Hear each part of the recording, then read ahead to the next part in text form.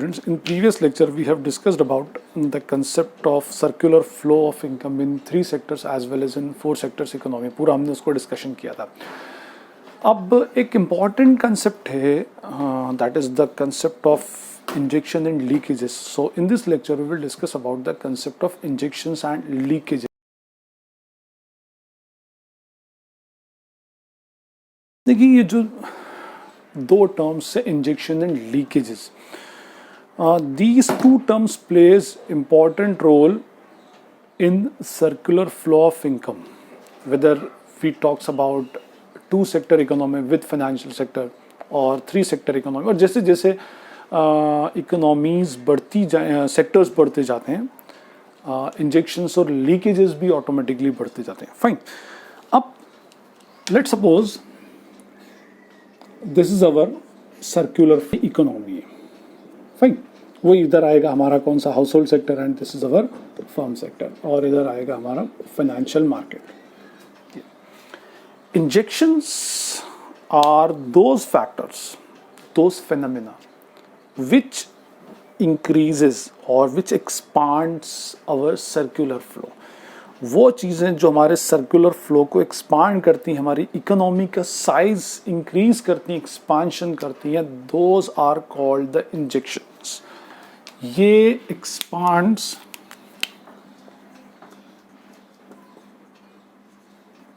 the size of circular flow, और we can say the economy, हमारी economy के size को एक्सपांड करती हैं, बड़ा करती हैं. On the other hand leakages, leak हो रहा है. लीक होने से लेट सपोज कि हमारे पास एक बलून है फिल्ड विथ वाटर, अगर हम उसमें और इंजेक्शन से पानी डालते हैं तो नेचुरली उसका साइज बड़ा होगा. और लेट सपोज अगर हम उसमें नीचे एक छोटा सा होल कर देते हैं, लीक कर देते हैं, लीकेजेस करते हैं, तो धीरे धीरे पानी स्लोली क्या होगा, उसमें से बाहर होता जाएगा, और वो आपके उस बलून का साइज को, उस वाटर को क्या करेगा, उस बलून के अंदर कम करता जाएगा. तो leakages basically shrinks the size of the circular flow, we can say the shrinks the size of the economy. ये आपकी इकोनॉमी के साइज को क्या करेगा, श्रिंक्स करता है.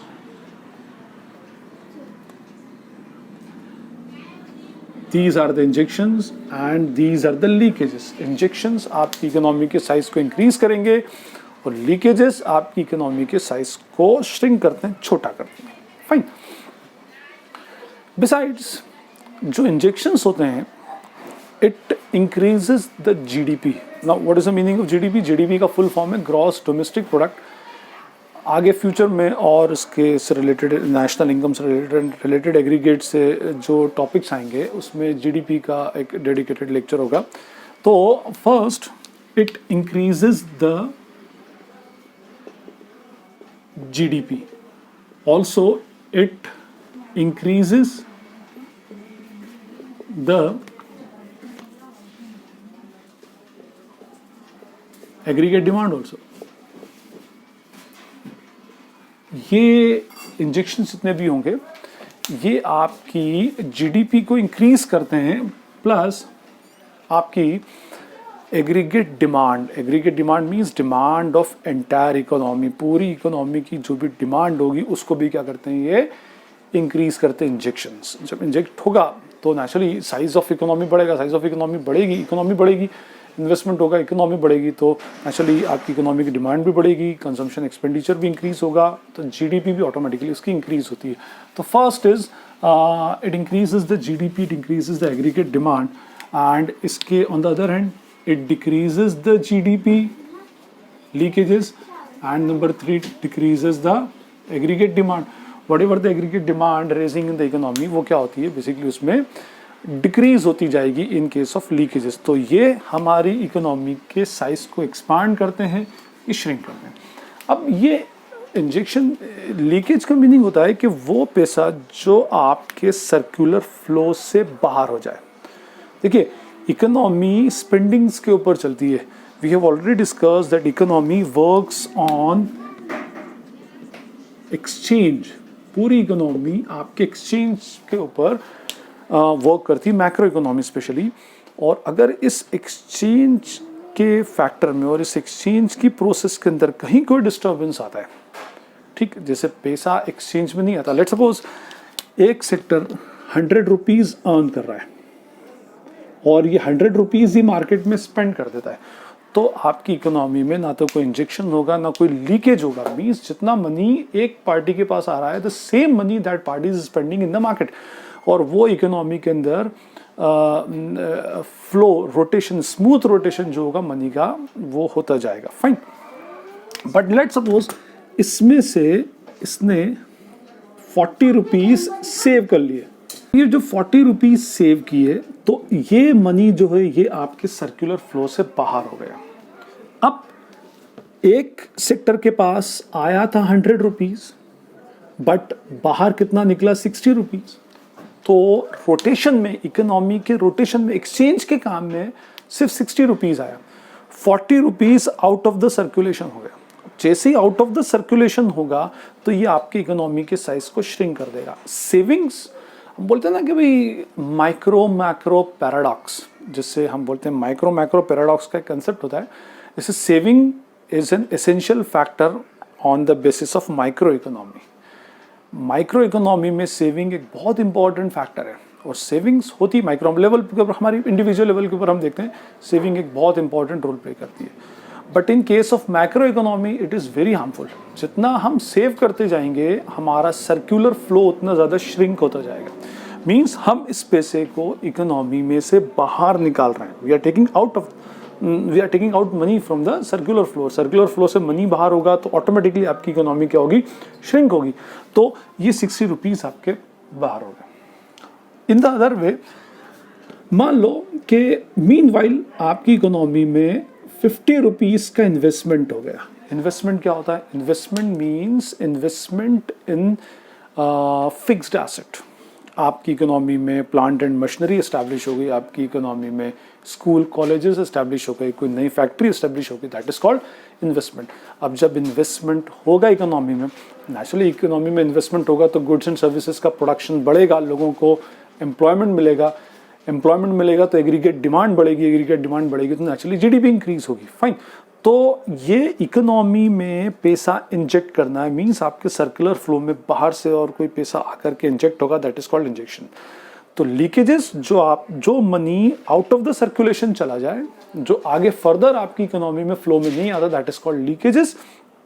और जो पैसा आपकी इकोनॉमी के अंदर फ्लो में आ जाए बाहर से, सर्कुलेशन के बाहर से आ जाए, दैट इज कॉल्ड इंजेक्शंस। तो इंजेक्शंस बेसिकली क्या करते हैं, आपकी साइज को, इकोनॉमी के साइज को बढ़ाते हैं, means it expands the size of the economy, और leakages shrinks the size of the economy. Injection से आपकी जीडीपी और एग्रीगेट डिमांड इंक्रीज होती है, and due to leakages aggregate demand and GDP decreases. Fine, अब what are the different injections and leakages? It all depends upon the circular flow in 2, 3 and 4 sector economy. देखिए कौन से होंगे injections और leakages. First is the circular flow in 2 sector. 2 sector without financial market. अगर हम बात करें 2 sector economy की, विदाउट कंसिडरिंग फाइनेंशियल मार्केट, कोई सेविंग्स नहीं, कोई इन्वेस्टमेंट नहीं, तो जब आपके 2 sector means we are considering only household sector as well as the firm sector. जितना पैसा आ रहा है वही पैसा, जितना पैसा फैक्टर पेमेंट के फॉर्म में हाउस होल्ड सेक्टर के पास आ रहा है, the same payment they are paying in the market in form of capital consumption expenditure. वो जितना उनके पास आ रहा है वो फिर से प्रोड्यूस करके आगे भेज रहे हैं।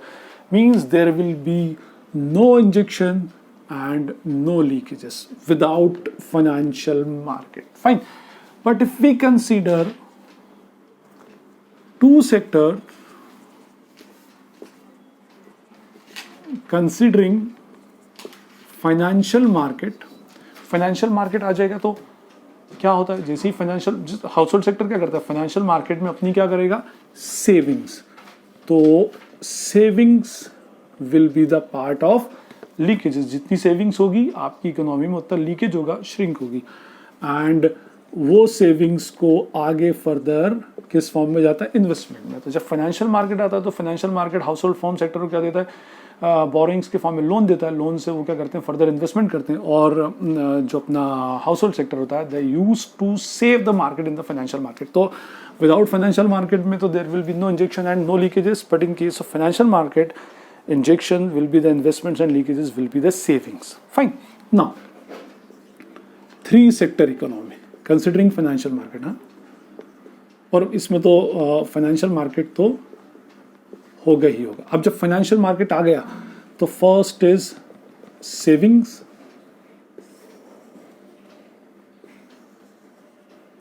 और इधर इन्वेस्टमेंट, ये तो होगा ही होगा क्योंकि बिकॉज फाइनेंशियल मार्केट है इसमें, कंसिडरिंग फाइनेंशियल मार्केट।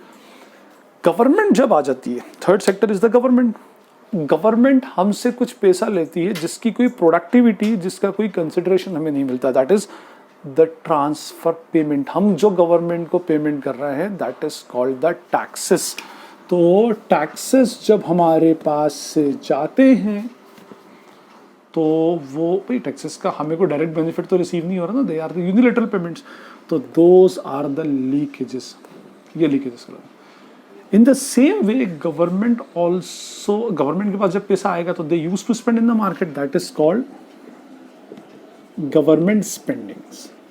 अब गवर्नमेंट स्पेंडिंग्स में क्या क्या आएगा, नॉर्मली जो गवर्नमेंट जो खर्चा करता है again in form of subsidies also, तो that is also part of government spendings. तो जब 3 सेक्टर आ जाएगा, गवर्नमेंट भी आ गया, तो in that case injections will be government spendings as well as the investment. Investment तो फाइनेंशियल मार्केट की वजह से, और leakages are savings as well as the taxes. Now in case of 4 sector economy considering financial market, financial market तो consider हो गई, financial market आ गया investment, और इधर होगी सेविंग्स। 4 सेक्टर्स मींस गवर्नमेंट है, तो investment injections will be government spendings, और इधर होंगे टैक्सेस जो हमारे पास से जा रहा है। अभी रेस्ट ऑफ द वर्ल्ड या एक्सटर्नल सेक्टर इंक्लूड हो जाता है, तो हमने प्रीवियस लेक्चर में डिस्कस किया था, we use 2 words, import as well as the exports. हम कुछ इंपोर्ट करते हैं, कुछ एक्सपोर्ट्स करते हैं। If we are importing something, we are making payment of that import to the rest of the world. अगर हम कुछ चीज़ इंपोर्ट करते हैं, गुड्स एंड सर्विसेज, नॉर्मली जब इंपोर्ट और एक्सपोर्ट यूज होता है तो we basically consider the goods and services in form of import and export. तो जब भी हम कोई चीज़ इंपोर्ट करते हैं तो पैसा हमारी इकोनॉमी से, हमारे सर्कुलर फ्लो से निकल करके बाहर जाता है। बाहर जाता means we are not able to use that money in our economy. उसका फ्लो हमारी इकोनॉमी में नहीं होता, बाहर दूसरी कंट्रीज हमारा पैसा ले लेंगे, फाइन। तो if we are doing imports, that import creates leakage in the economy. आपकी इकोनॉमी में एक टाइप का लीकेज करती है, because money is going out of the circulation. In the same way if we are exporting the things, हम कोई goods and services को export कर रहे हैं out of the country, means वहां से पैसा हमारी इकोनॉमी में आएगा, और जब इकोनॉमी के अंदर आएगा नेचुरली तो हमारी इकोनॉमी का साइज बढ़ जाएगा, फाइन। तो लीकेजेस और इंजेक्शंस में without any financial sector, 2 sector economy without any financial market, there will be no injection, there will be no leakage.